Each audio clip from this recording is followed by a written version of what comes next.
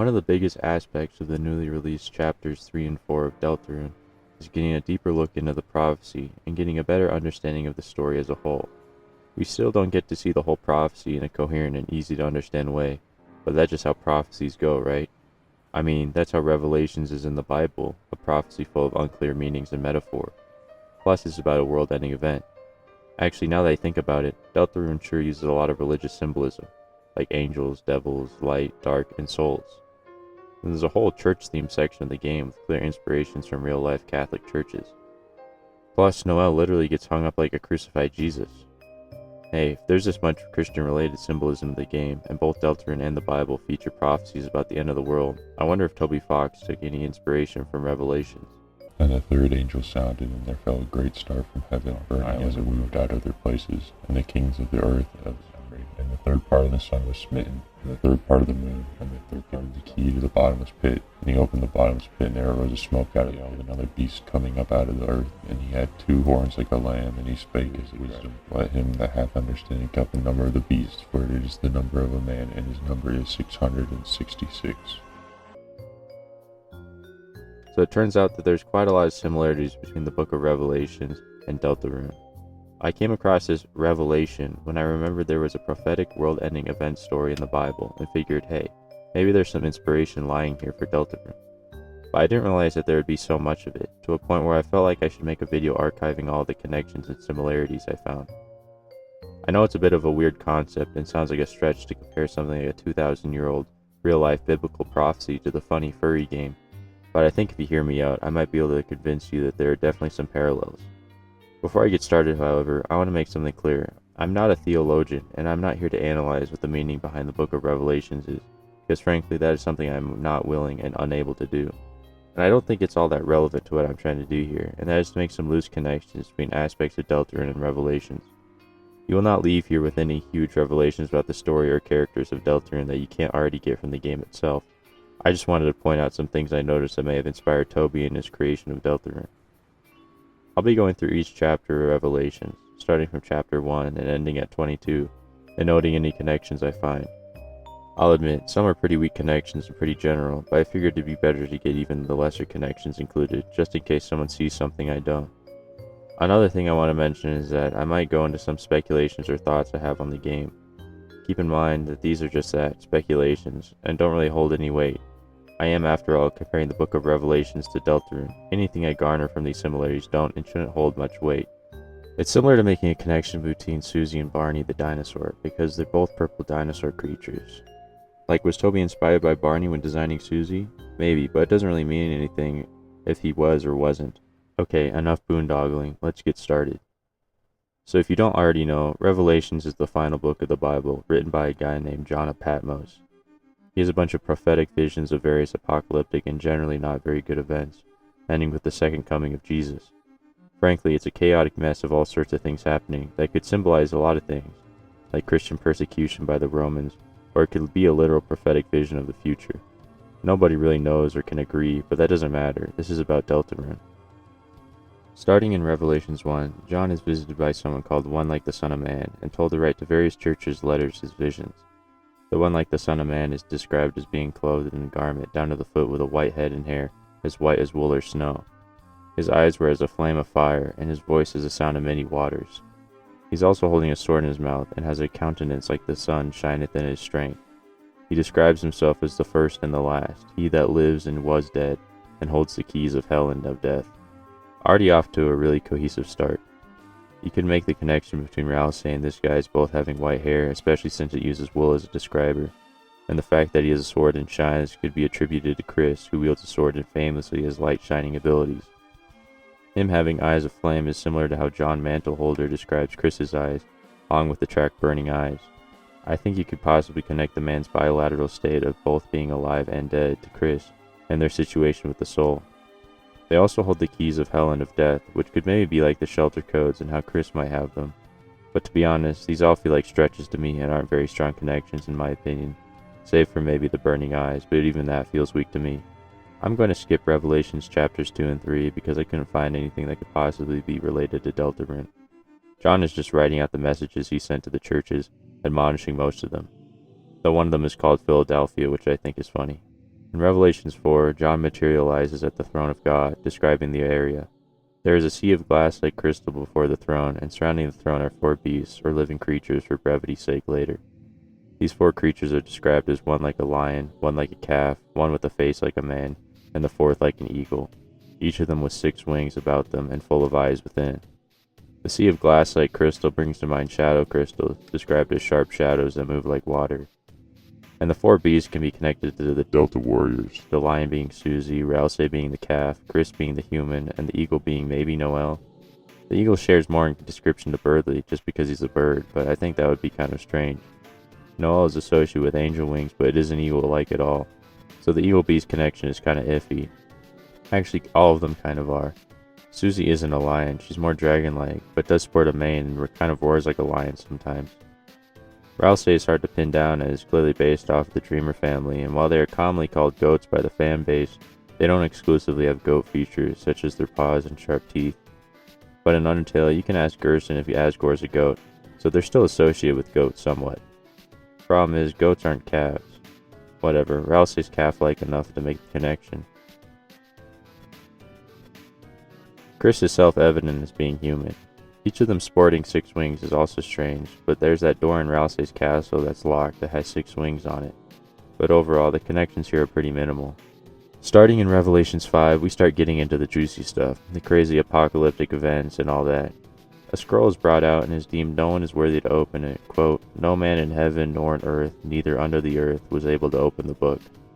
In Deltarune, there are 3 areas of the game: Heaven, the Light World, and the Dark World.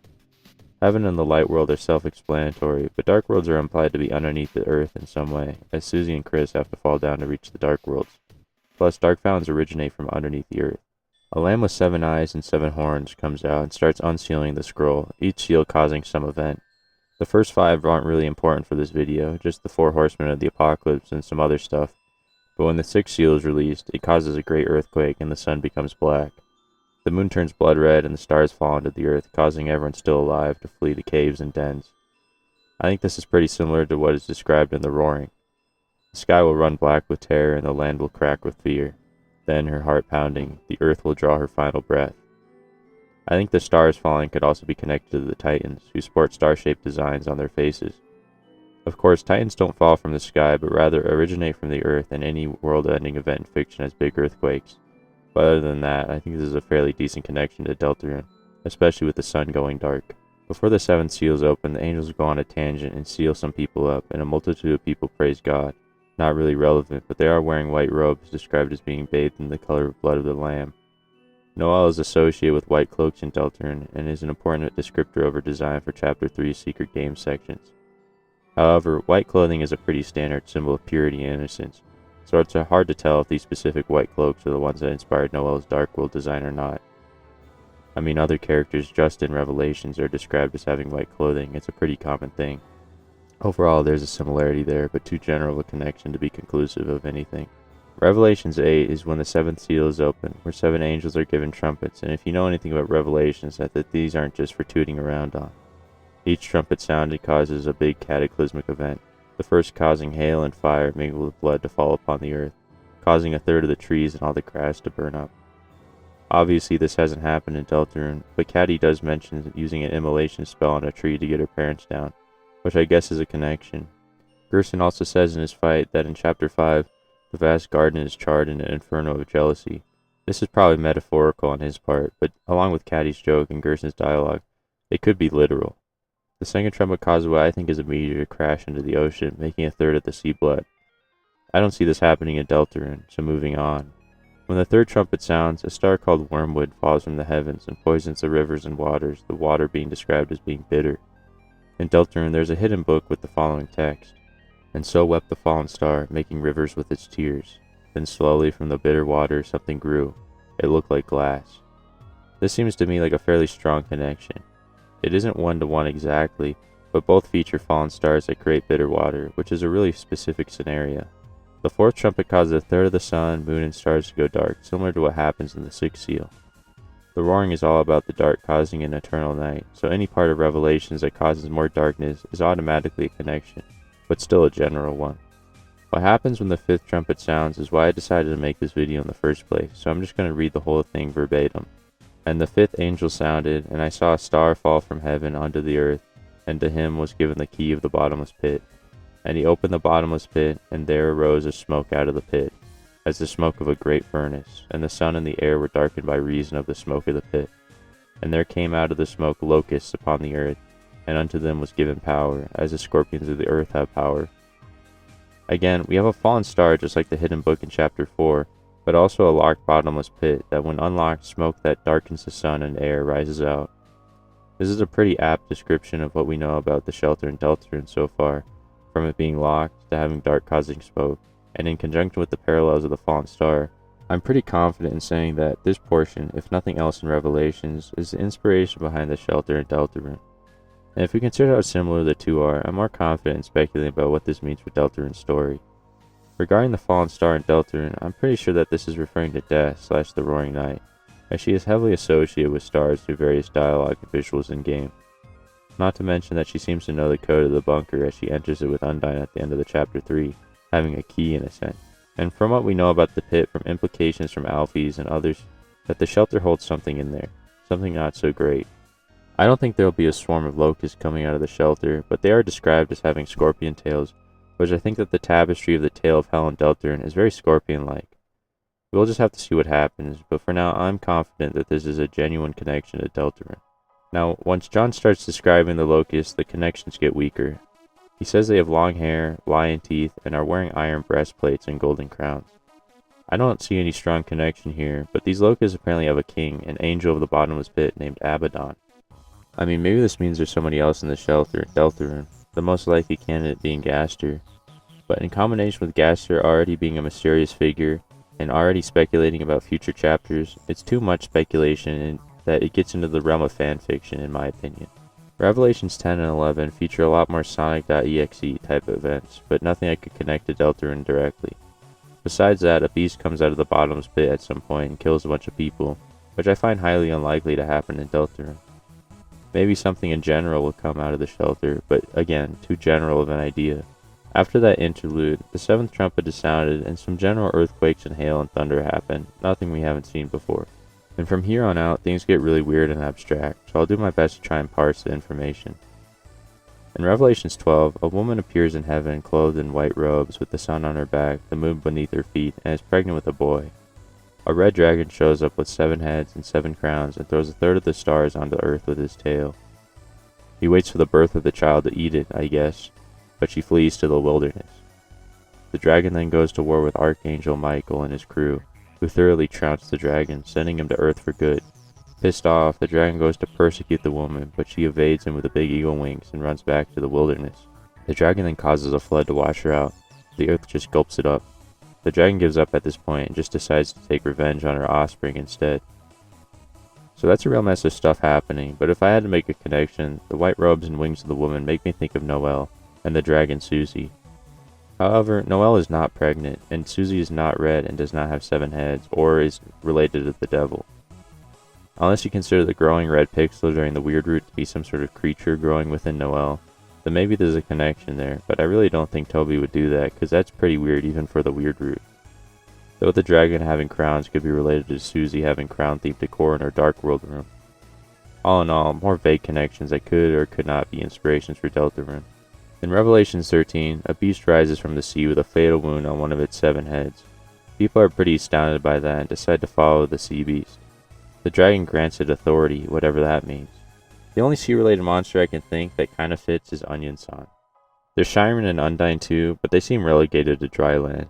And besides that, the beast is described as having 7 heads, 10 horns, and crowns, bare feet, and lion's teeth. Why do so many creatures in Revelations have lion's teeth? John witnesses yet another beast that emerges from the earth. It is described as having 2 horns like a lamb, and is able to summon fire from the heavens, and speaks like a dragon. He's able to give life to images of the sea beast, which he uses to deceive people, I guess. He then makes it so unless you have the mark of the beast on either your right hand or forehead, you can't buy or sell things. This mark is said to be the number 666. So off the bat, a beast that comes from the earth and having 2 horns, plus summoning fire, is very Rousey-like. Of course, I don't think Rousey would speak like a dragon, but he has been trying to speak more like Susie in the recent chapters. And in general, Ralsei isn't the most truthful person, so you could describe him as being deceitful. However, him being the one to make people get 666 tatted on their forehead, or even being associated with the number 666 is dubious to me, especially since we already know that's Gaster's number, not Ralsei's. There might be some connection between Ralsei and Gaster in game which could explain a potential relationship between the two, but I think it's more likely that Toby just took the devil number and gave it to the mysterious weird scientist, because it's creepy. But this is where the number 666 originates from, so Toby would have to, either indirectly or directly, be referencing this part of Revelations when doing anything Gaster related. For the connection between the Earth Beast and Ralsei, I feel like there might be some connection there, or at least some inspiration for Ralsei, or at least any of the monster goat characters, just because they both have horns and fire powers. Revelations 14 has John witnessing what is essentially a concert of 144,000 people singing a song that he says can't be learned unless you are one of those 144,000 people. Sorta reminds me of the Song of the Sea in Deltarune, and how Onion-san can't seem to remember it, but they described it as being an old song, while in Revelations the song is described as being new. It could be because Revelations is old as hell, but the only connection we know is that they're both mysterious, forgettable songs. Later in Revelations 14, an angel says if anyone worships the beast and his image, or receives a mark of the beast, they get to drink the wine of wrath of God, which is a really fun drink where you get tormented with fire and brimstone. Smoke from this torment rises up forever, leaving no rest for the worshippers. Again, I don't think we're going to see people drinking torture juice in Deltarune and end up burning in eternity, but the smoke rising up reminded me of a dark fountain smoke. A loose connection, but one nonetheless. The chapter goes on to have another angel come over with a sickle and stab the earth, reminiscent of how dark fountains are created. I think if Toby got any inspiration for the dark smoke in Deltarune, it would have come from the bottomless pit smoke in Revelations 9, rather than from here. But he may have gotten the idea of stabbing the earth from here, though in Revelations, they gather vines from the earth after stabbing it, not create any dark fountains. Revelations 15 is pretty sparse with connections, other than some more mention of glass seas, mark of the beast, and white clothing, which I've already gone over. Starting in Revelation 16, angels start to pour 7 vials onto parts of the world and cosmos. Why the angels keep doing this stuff, I don't know. It doesn't matter. First vial afflicts a painful sore onto those with the mark of the beast. The second pours theirs onto the sea where it turns to blood and everything in the sea dies. The third copies the second guy and pours his vial onto the rivers and fountains of waters, turning those into blood. The fourth pours theirs onto the sun, which for some reason gives him fire powers. The fifth pours his onto the seat of the beast, making the beast's kingdom to be full of darkness. The sixth pours his onto the Euphrates, drying it up for some kings in preparations for Armageddon, some big battle. The seventh is poured onto the air, causing a voice to say, "It is done." Then some more lightning and thunder and earthquakes happen. Everything here seems pretty general, except for the fifth vial, which causes the beast's kingdom to be full of darkness, which is similar to Ralsei and his kingdom. However, because none of the other vials seem to connect to Deltarune, I'm leaning more towards that the fifth vial is just a coincidence.